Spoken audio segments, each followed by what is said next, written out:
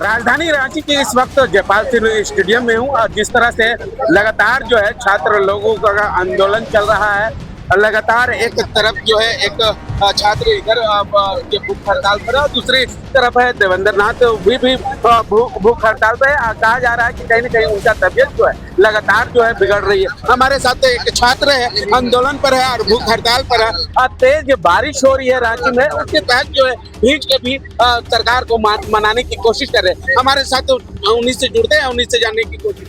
क्या कहेंगे भैया, जिस तरह से लगातार जो है छात्र लोग आंदोलन कर रहे हैं, भूख हड़ताल कर रहे हैं, आप भी भूख हड़ताल में है, क्या कहेंगे?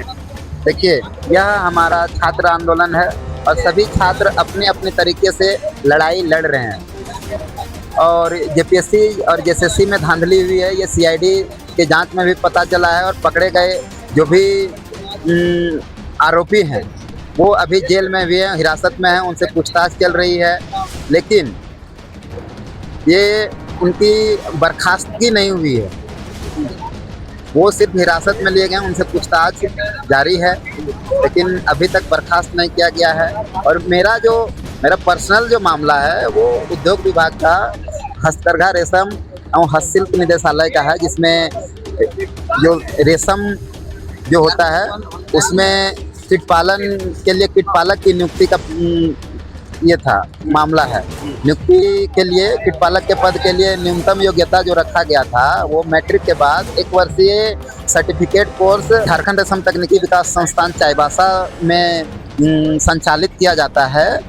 वहाँ के छात्र एलिजिबल हैं और मेरे जो योग्यता है, जो झारखंड सरकार उद्योग विभाग जो हस्तशिल्प रेशम और हस्तकरघा निदेशालय जो है वही ये कोर्स करवाती है, हम लोग को स्पॉन्सर करके करवाती है। जो संस्थान एक है केंद्रीय तसर अनुसंधान और प्रशिक्षण संस्थान नगड़ी रांची में है, वहाँ से मैं पीजी डिप्लोमा इन सेरिकल्चर किया हूँ और हमारी संविदा में आउटसोर्सिंग के थ्रू नियुक्ति हुई थी प्रोजेक्ट मैनेजर के रूप में।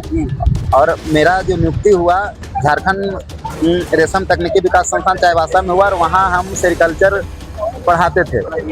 तो हम 2020-21 और 21-22 के जो छात्र थे उनको मैं पढ़ाया हूँ, ट्रेनिंग दिया हूँ और वो जो ट्रेनिंग जो थे अभ्यर्थी 2023 में जो नियुक्ति निकली थी उसमें वो अभ्यर्थी थे। वो 2025 में एग्ज़ाम हुआ, एग्ज़ाम में वो लोग भी क्वालिफाई किए, हम भी क्वालिफाई किए, लेकिन नियुक्ति हमारे स्टूडेंट की हुई और हमारी नहीं हुई। जबकि सेम पद की बहाली 2015 में भी हुई थी।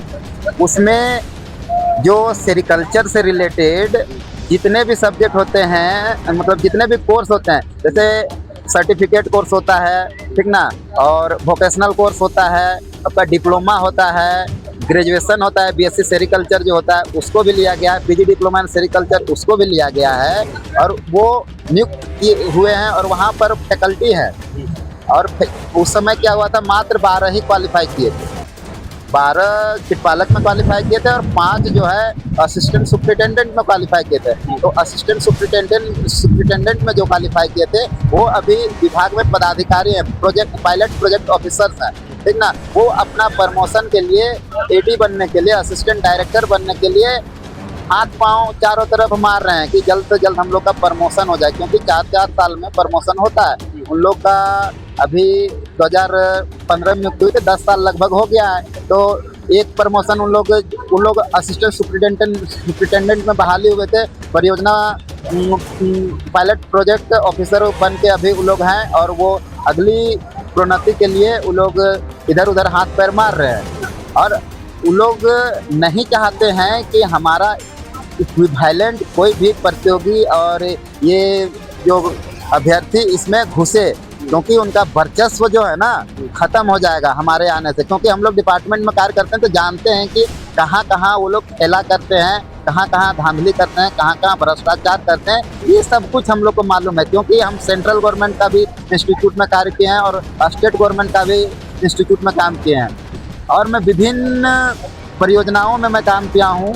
जैसे प्रधानमंत्री कृषि सिंचाई योजना है, उसमें भी कृषि विशेषज्ञ के रूप में कार्य किया हूँ। मैं टेक्निकल ऑफिसर फॉरेस्ट्री के रूप में भी कार्य किया हूँ। मेरा सरकार से निवेदन है कि आज हमारे झारखंड के जो शिबू सोरेन, विश्वम गुरु शिबू सोरेन का आज पुण्यतिथि है।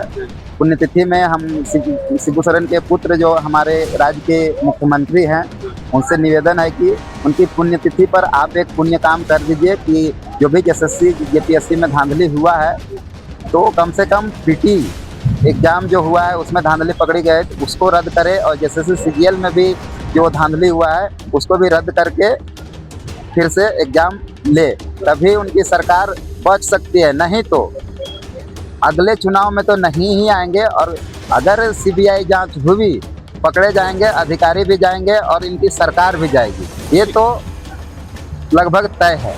चलिए, क्या भी एक शोधार्थी है और हम भी एक शोधार्थी हैं।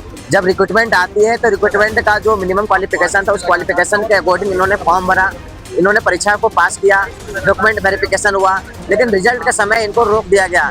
आज देखिए कि ये दर दर भटक रहे हैं, कभी कोर्ट की प्रक्रिया में जा रहे हैं, रिट फाइल किए हैं, लेकिन सुनवाई 1 महीने के बाद नहीं हुई। जबकि 268 पदों के लिए 2023 में ही बहाली आई थी, जिसमें 145 की नियुक्ति हो चुकी है और 123 की नियुक्ति अभी तक नहीं हुई है। तो सरकार क्या चाहती है, किस प्रकार की चाहती है? नियमावली गलत बनाती है, और नियमावली जब गलत बनाती है तो फिर उसका जिम्मेदार कौन है? अभ्यर्थी तो जिम्मेदार नहीं, अभ्यर्थी ने तो अपने मेहनत किया था। अब इसको बोला जाता है कि आपने बहुत हायर डिग्री लिया है, तो हायर डिग्री लिया है तो ये अपने लिए लिया है, लेकिन जिस डिग्री के लिए एलिजिबल थे, जिस आधार पर 2015 में नियुक्ति हुई थी, और आज उसी के आधार पर जो प्रतिनिधित्व पदाधिकारी है उन्होंने इसको बोलता है कि आप जो है बड़े पदों के लिए भरिए। इस प्रकार से गलत संगत है, नियम संगत होना चाहिए और भाइयों को नौकरी मिलना चाहिए।